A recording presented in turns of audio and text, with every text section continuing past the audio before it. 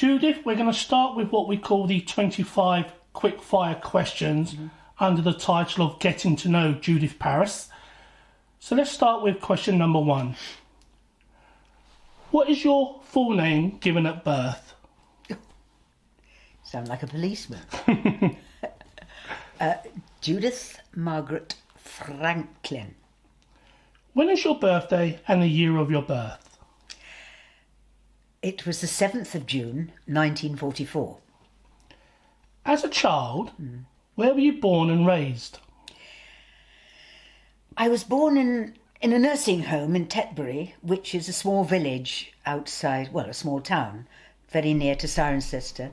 So really, I think of myself as a Cirencester person. I was born and brought up in that area. I lived in Cirencester from the age of 0 to the... Golly, when did I leave? I left, I suppose you could say I left at 19, really. Stopped living there at 19. If any, how many brothers or sisters did you have growing up? 1 brother, 10 years older. What is your earliest memory of going to the cinema or the theatre?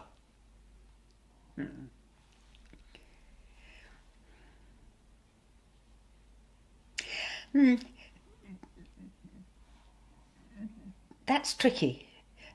When I was 4, I started dance classes, and this was subsequently to change my entire life. So we performed on the big stage in Cirencester, and so that is my first memory of a theatre, of being in a theatre, and of the whole excitement of getting dressed and getting made up, and waiting in the wings to go on to be a primrose or a robin at one point, and and the whole... I was bitten then. There was no hope. I had to be in the theatre, and I can remember that first moment of walking on the stage when I was 4. Yes. My best friend was a robin, and I was a blue tit, or maybe the other way round, but it was something like that. And Growing up, did you have a favourite actor or actress whose work you really admired? No. Maybe in your case, a favourite dancer? Oh, it was Margot Fonteyn, because I was determined I was going to be Britain's answer to ballet, really. And this was... yes. I was terribly, terribly lucky, because in Cirencester was a Russian ballerina. She came down on the train on Friday nights, and she taught the ballet club Friday night and Saturday morning, and her name was Lydia Kyasht, and she was one of Diaghilev's dancers. She came over in 1917. I think her husband was a colonel in the White Russian Army. She came over with Kasavina and Pavlova. The 3 of them decided that it was healthier living in Britain than it was in revolutionary Russia. So, and she came and taught me ballet, and I was so privileged to have her from the age of 4 to when she became very ill. And then her daughter, Lydia Raghasan, took over. 15, I finally got my wish and went to ballet school. I went to a Russian ballet school because I'd been trained in the Russian style, and that was the Legat school. So that was the first time I really left home. Going back to your question of where I was born and brought up, yes, yeah. Was there an actual event or trigger that first prompted you to seriously consider acting as a profession, and how old were you at the time?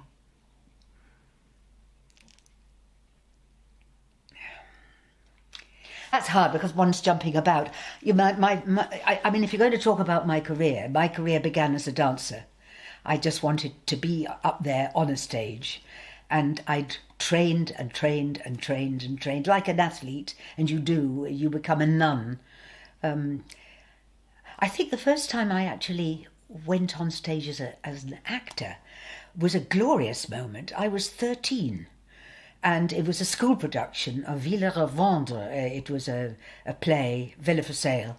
And I remember being completely bowled over and excited and loving every single moment of it. It was really, but of course I never did another one again. I never did another play again for years, because I was going to be that ballet dancer. I was going to be Margot Fonteyn. And so does that answer your question? No, yeah. It doesn't. Not in the least does it answer your question, because all the time I was a dancer, I kind of began to realise that I was more interested in interpreting what I was dancing rather than the strict classical format of ballet dancing, which is very pure. And I was always imagining I was other things, in classes. And I think after I left, because I went to the Royal Ballet School, and I trained there for 2 years, and did company extra work at Covent Garden. My first professional gig in the business was on Covent Garden stage, that huge, venerable stage. And I look back and I think how lucky I was, when walking on that stage, as a dancer, and looking up and seeing that vast auditorium lit, 6 levels, 6 layers of lighting, and red plush, and just the whole atmosphere, this huge stage and this massive orchestra. And it was completely overwhelming. I was 18, and that was another a kind of what Trevor Nunn would call a soprano trumpets moment in one's life. I think I'm here. I felt very tiny on this huge stage, surrounded by so many people in the production. Yes, yeah. Mm-hmm. Obviously, trained as a ballerina, but have you had any formal training as an actor anywhere? No. Do I regret that? Should be your next question. Yes and no, because I became very aware once I'd made the decision that dancing was limited. I think I got there was a moment I was very lucky. I met Gillian Lynne very quickly. At the same time as I was working at the Opera House, I met Gillian Lynne. She was forming her own company. It was a jazz ballet company. I'd never done jazz before, but I took to it like a duck to water, and we took Edinburgh Festival by storm. That was my first production. That, again, was a kind of massive moment in my life.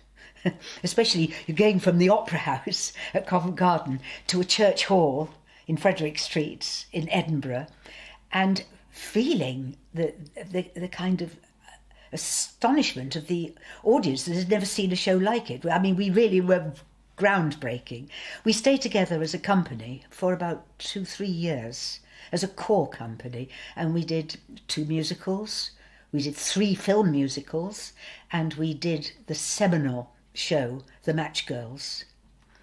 But at that point I'd met Ken Russell, and my life went another direction. But it was one of the moments when I was still doing quite a bit of dancing in between working for Gillian, and the director, we'd been working particularly hard. It was a light entertainment show. It was something like, I don't know, The Two Ronnies or something or other. And he said, you girl, come forward. I was looking around. Me, yes. He said, yes, you. And I thought, we'd been working together on this thing for about 4 weeks, and there are only about 3 dancers. You still haven't bothered to learn my name, and you're still going, girl, the girls. So the boys were the boys, the boy dancers, the boys, and most of them were in their 30s. There were men, no boys, and the girls. And yet somebody who walked on stage to do a tiny little part was miss this and miss that and, oh, come and sit down and all the rest of it. And I thought, there's something deeply disgusting about the way dancers are treated in light entertainment. You know, with absolutely no respect whatsoever. And it was a kind of moment where I thought, I'm enjoying characterising things, maybe. And it was Ken Russell who then pushed me to stop dancing and said, look, you must stop dancing. You've got to act. You've got to become an actor. And so, going back to your question, training, my training was watching. I became, I suppose I became one of these kind of people who lurked off stage, watching how people were doing things. I was fascinated, especially with comedy, you know, timing. And I did a lot of watching and a lot of listening and a lot of learning, my God. I did it the old-fashioned way of going into rep and being pushed about and with the older actors going, God, she's hopeless. You know, learning bit by bit, by bit by bit. So I learnt the hard way. I quite like the luxury of going to a drama school and being pampered and, you know, having to learn these parts and being sort of geared and helped through and coached and cosseted and all the rest of it. And it was hard work in rep. And, you know, it left a few scars, but yeah. Either before you began your acting career or maybe when you were between roles at any point in your career, what other jobs have you done? Ice cream girl. Selling ice cream at the cinema on the Fulham Road. I have worked in many bars, lots and lots of bars, pouring wine and beer and all that stuff on the King's Road. I worked in Jaegers, very briefly in the accountancy department, in the accounts department. Yes, which was not a wonderful success.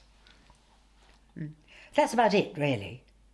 And that was all between 21 and 24.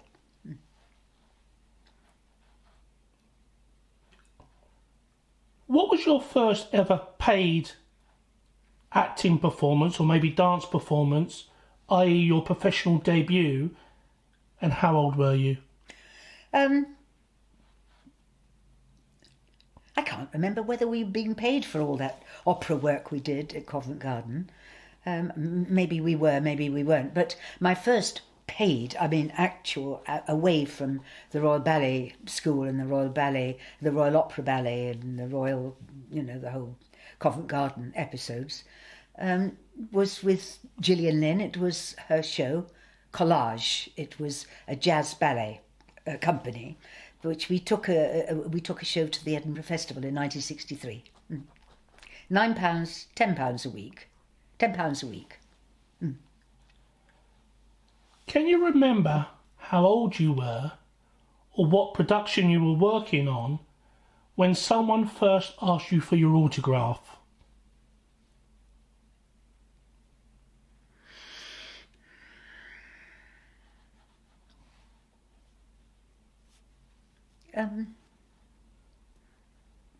Yes, but this is quite a long story, so I can remember it. It was in 1966 when we were shooting Dante's Inferno, film set. And in terms of constructing your signature, because you've got quite a fancy J and quite a standout P in your signature, how much thought did you put into constructing your signature? And is your signature today very close to what you started out way back when? Yes, and I didn't think about it. Yes, it's a very strong J, the downward strike of the J, and a rather large P. Yes, yeah. I don't know where it came from. I just did it, and I've stuck with it. At any point in your life or your career, have you ever been starstruck when meeting someone famous? And have you ever asked anyone for their autograph?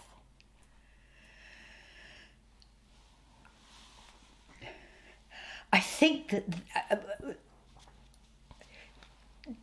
I met Lorraine Bacall, and I was, I mean, it wasn't very long ago, and it was in 2005, so I was well past the teenage years of asking for autograph, and I was so overwhelmed by her. She was so extraordinary, sitting there. To actually see her in the flesh, this iconic American, this brilliant movie actress. And there she was with that voice, that great gravelly voice down there. No, I didn't ask her for her autograph, but that was the first time probably I was that starstruck. Apart from when I was a little girl and I wanted to be Margot Fontaine and you know. Throughout your career, were you ever one for collecting any memorabilia? And what, if anything, do you still have in your possession today?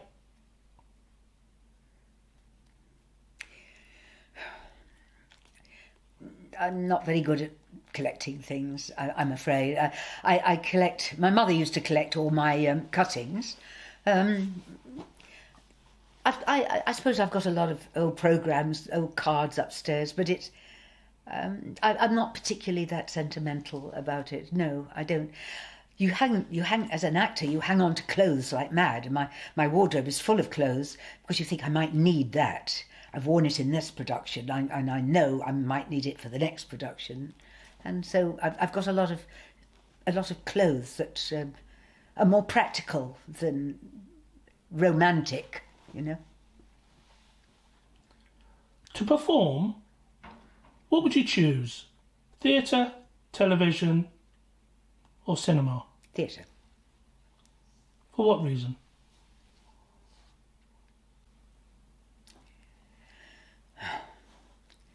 How long have you got?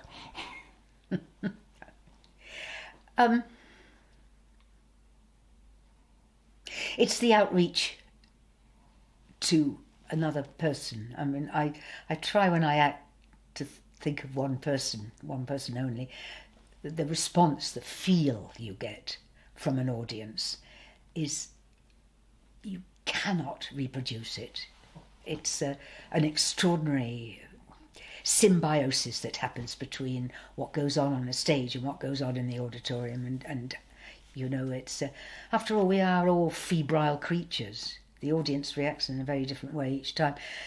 Cinema, you know, you look around the set and there are these millions of people dashing around doing things, carrying cables, doing this, doing that, doing the other. I mean, it's like that on the whatnot. What's it called? The Crown. You know, walk in onto that set and there were at least 100 people on that set.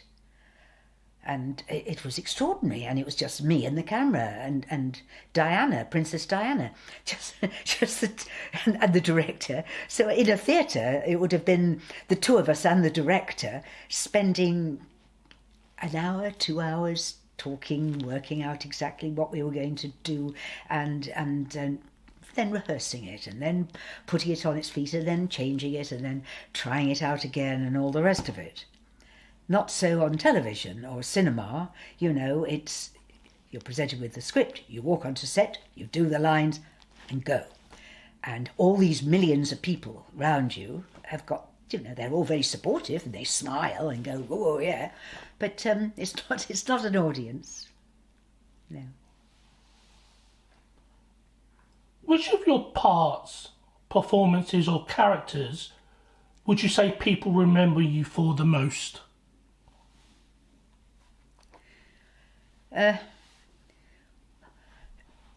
I think for the people who did see it, Madame Tussaud.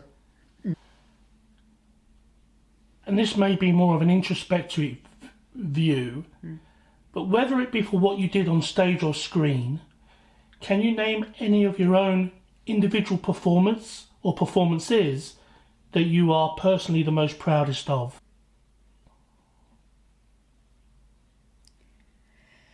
I suppose Jumpers, National Theatre, Jumpers. Perfect. When you took over from Julie Covington, yes. Yeah, perfect. Yes, it was such a success they decided to extend and got me in. Is there a part or a role that you still remember today that you auditioned for or really wanted but didn't get? Every other show. Oh dear.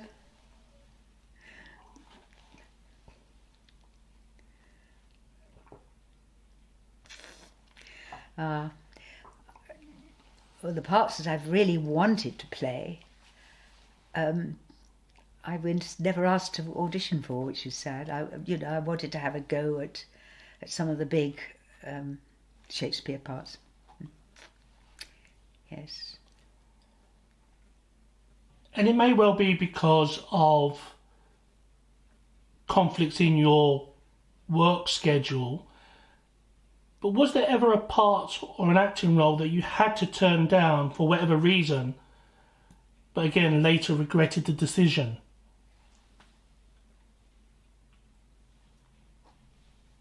No, I've never regretted.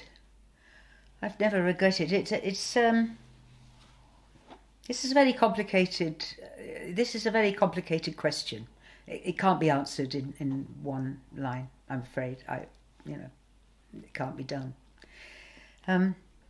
There are many moments in my career that I've really regretted what has happened. A clash of dates, that one was in a show and was offered something else and you couldn't do it, or doing many recalls and not getting it. No, I think I take a much more pragmatic view of my career. Can you name a co-star that you liked working with the most, and maybe a little bit more controversial, but any that you had a tougher time working with?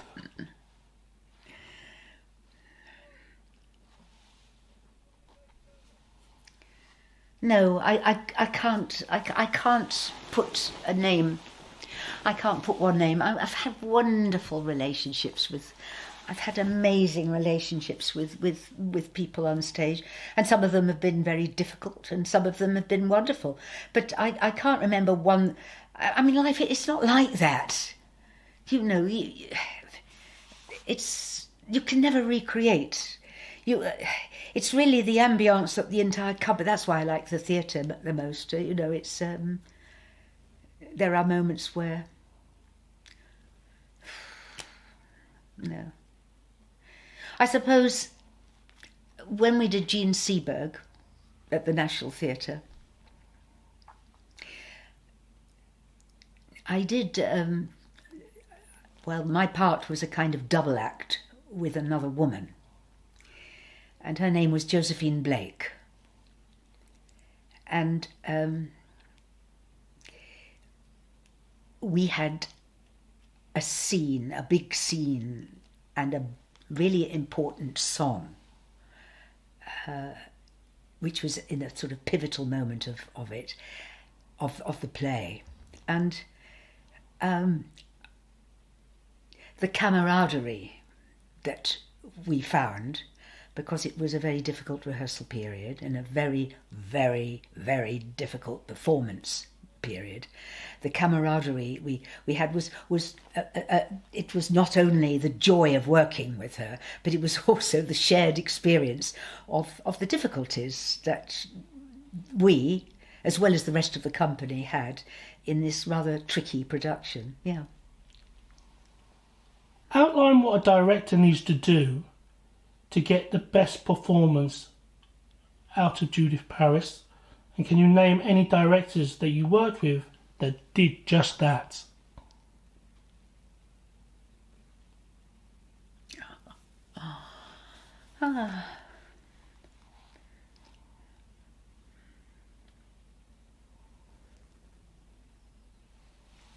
Every director you work with has a different way of engaging with the actor. I worked very well with Ken Russell. We worked on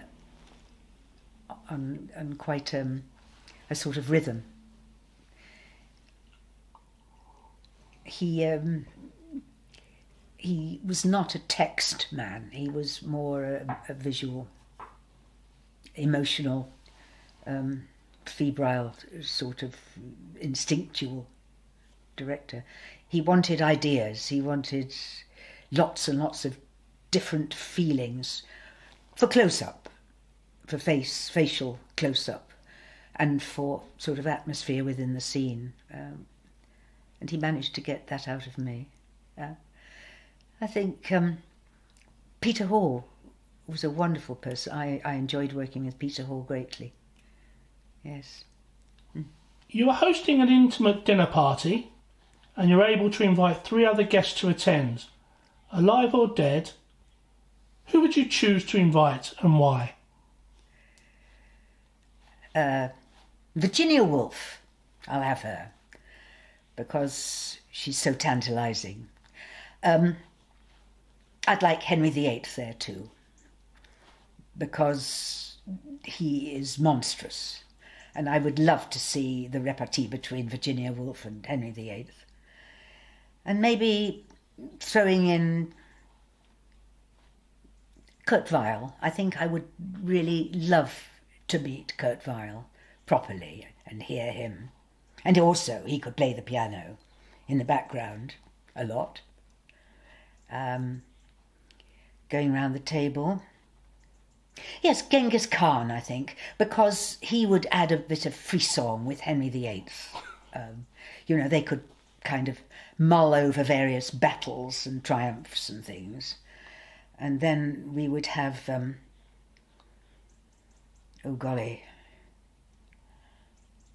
Iris Murdoch, because being a philosopher, she would be able to sort Genghis Khan out very nicely. Somewhere in the middle of this, I would have to put Elon Musk, because I do feel I would dearly love to see him dealing with Genghis Khan and Henry VIII. I think that's about 5, isn't it? 5 or 6. I think maybe at the end of the table, they're mostly men, you probably have realised. I think I'd probably quite like Lewis Carroll tucked in there, because being a complete fantasist, he would be getting wonderful copy for his next children's book. And, and right at the very end, maybe Leni Riefenstahl, because she could then photograph it so beautifully, so exquisitely, and make everybody look gorgeous and catch various moments. I think that would be rather intriguing, don't you? What a fantastic, eclectic list of people. But great answer. If you could relive one moment from your career once again, what would you choose? I really can't answer that. I really can't answer that. I can't. It's... I mean, these are kind of odd... These are odd questions, frankly, Michael, because I don't kind of work along... I don't think of things along these... I can't give glib answers to these things. Right. I mean... Looking back on the work that one's done, it's a kind of this huge, great ball of joy and pain and disappointments and taking bits out. When you examine them, 20 years or 30 years or 10 years later, they don't bear examining. I can't kind of pinpoint anything. They do say, and it's an absolute truth, that the best moment for a performer is when the agent phones you up and tells you you've got the job. And then it's downhill all the way after that. Because invariably things go wrong and you're working with a shit director, or you're working with someone that has no feeling for you, or things get awkward in rehearsal, or the tour doesn't go right, and you spend most of the tour standing on railway stations waiting for trains and things, and it's I can give you glib answers. Okay, we'll go for it. Right. Okay. The first time I went on stage and played Lady Bracknell. Is that the sort of thing you mean? Because it means nothing. I mean, Lady Bracknell was a mountain to climb, and I never got it really right. Do you know, this implies, what you're asking me to do is to sort of encapsulate a moment. But everything is growing. Everything grows, everything diminishes. There are certain parts you play that you will never get to the bottom of, you'll never be able to achieve, you'll never be able to handle. And then a lot of your career is playing dross, and the parts are so badly written, and you do it for the money. I mean, I had 2 kids and a very ill husband. I worked to survive, and I was doing all kinds of things, You're asking for what Trevor always called these golden soprano moments. Trumpet moments, ta-ta, when the world, oh my God, revelation. I don't know whether it happens in other people's lives, but it don't happen in mine. I've had astonishing experiences, but trying to unravel the moment, the precise moment, I'm not helping you, am I? You may not think so, but I quite like that answer. I mean, most people do say, rather than did they really own a part and master the part, which sort of was a little bit behind what you said, many answer it more from a time when they were working in a really fun, happy, jovial company. That period in their life was fantastic, and they just recall that as a fun period in their life. But I'm happy with your answer, so it's fine. You did mention this earlier about regrets, but as you look back over your career, what main regrets would you call out that if you had your time again, you may have done things slightly differently or chosen a different path?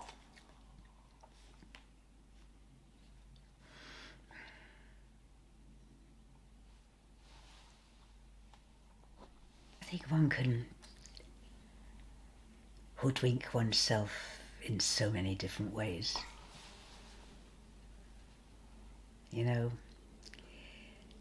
Talking to a comparative stranger about one's career is very strange. I mean, I could say I regret I regret once I'd had children that life was a bit more complicated, career-wise. Maybe that would answer one question. Everybody would accept that. Tick box, yes. Children, they always get in the way. How do you go off? But it didn't. I managed to carry on a career, including 2 children and a very ill husband who was ill for about 15 years, 12 years. And was it the fact that I was in decline as a performer anyway? Or was it, there's doubtless the most successful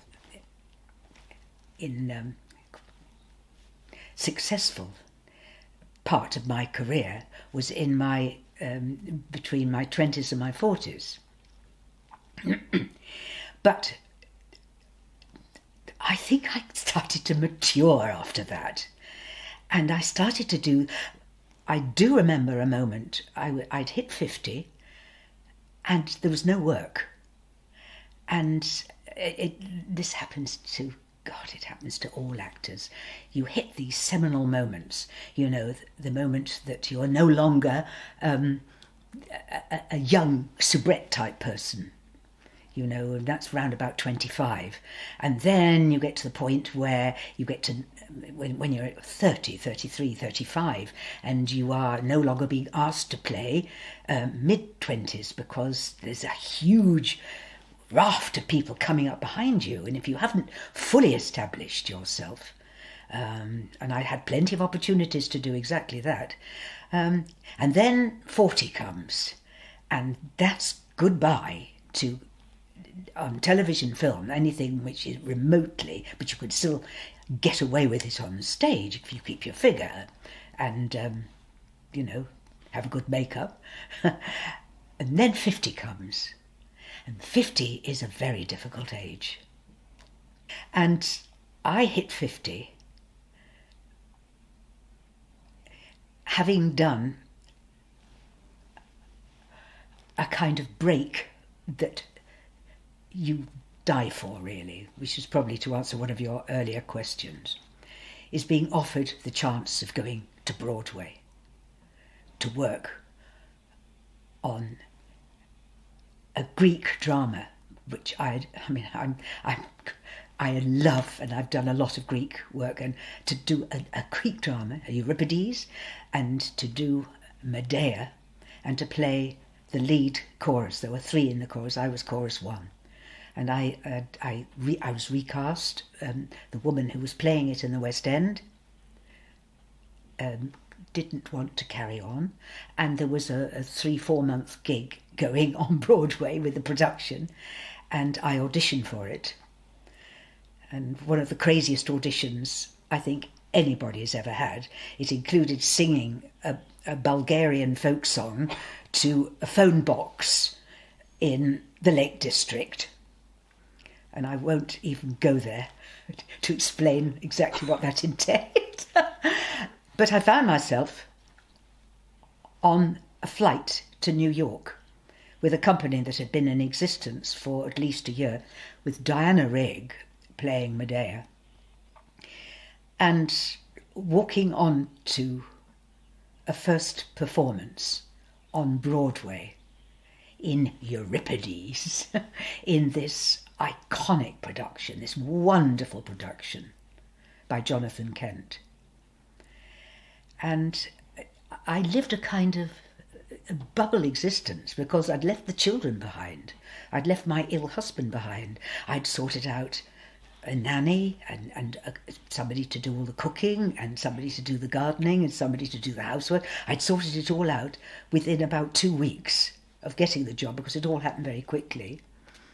And there I was, 4 months in New York doing Euripides and doing this wonderful translation by Alistair Elliot.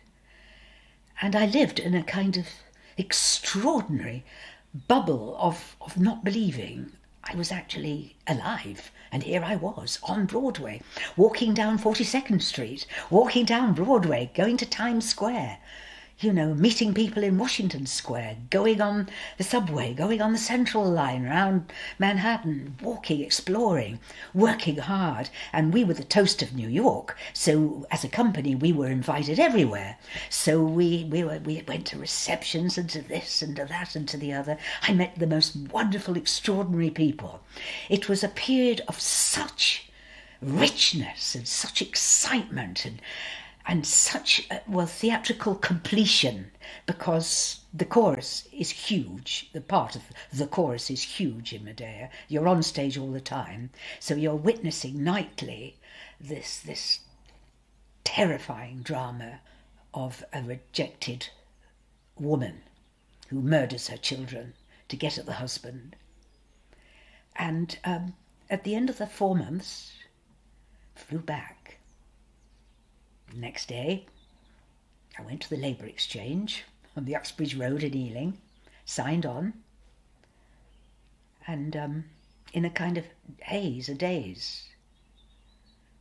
And I was out of work for months.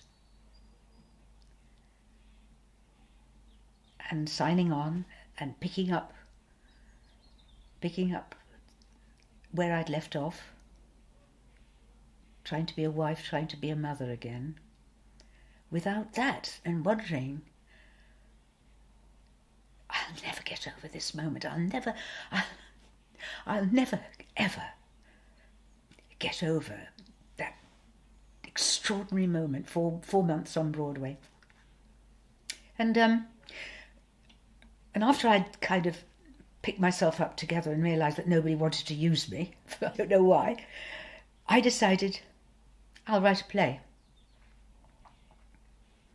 And so I started my first one-woman show. Well, it was a two-man show, really. Being absolutely fascinated with the music of Kurt Weill, I decided to look very hard at Lotte Lenya. And I wrote a piece called Weill and Lenya. And that was the beginning of a whole new way of living for me. And I, for the first time, enriched myself. Instead of asking other people to enrich me, give me work, be a good director, be a good choreographer, arrange this, take me on here, and, this, that and the other. It was me. I was in charge, terrifyingly, because I was producing it. I did find someone to direct it. Ken Russell came and directed it. Why not? Yes, let's use Ken, bless Ken. And he directed me, and we did a London season. And it... when you look back, you could see, when someone is desperate for work and no work is forthcoming, I had the kind of... I was lucky to find what I wanted to do at that point. It's very hard finding a character you want to portray on a stage. And I don't think I was entirely right casting for Lotte Lenya. But my God, was it wonderful to research. So, the whole package of researching and thinking and reading and writing and rewriting and then taking it to Ken Russell, who had one look at it and marked it rather like a headmaster, page by page, very good, 5 out of 10. You could rewrite this, rewrite that. And eventually we found Kurt Weill, and he brought this wonderful designer on to the project, and we did Weill and Lenya. And so I was so lucky that I had the ability to do that. Life gave me the ability to do that. Yes.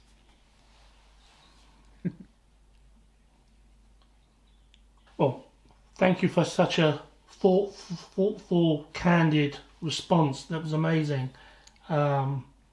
See, I knew I'd get it out of you. It's in there somewhere. Just listen to the way that you passionately talk about that. See, I knew that was there.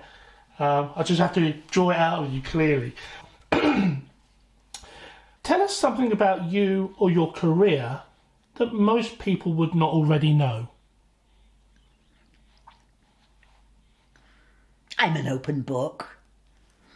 Everybody knows everything about me. Oh, shucks. Finish the sentence. Whatever happened to the actress Judith Paris?